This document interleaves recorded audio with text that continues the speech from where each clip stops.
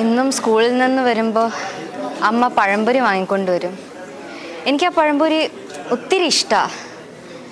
അമ്മ പഠിപ്പിക്കുന്ന സ്കൂളിൽ ഞാൻ പഠിച്ചിട്ടില്ല.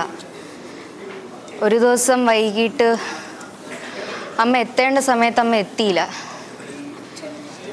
ഞാൻ കുറേ കാത്തിരുന്നു. അച്ഛൻ പണ്ടേ മരിച്ചതാണ്. അമ്മ അതെന്നോട് പറഞ്ഞില്ല. ഞാനതറിയാൻ കുറേ നാളെടുത്തു. അവസാനം എൻ്റെ കൂട്ടുകാർ വഴിയാണ് ഞാൻ എൻ്റെ അച്ഛൻ മരിച്ച കാര്യം ഞാൻ അറിഞ്ഞത്. അതിനുശേഷം എൻ്റെ അമ്മയും ഞാനിപ്പോൾ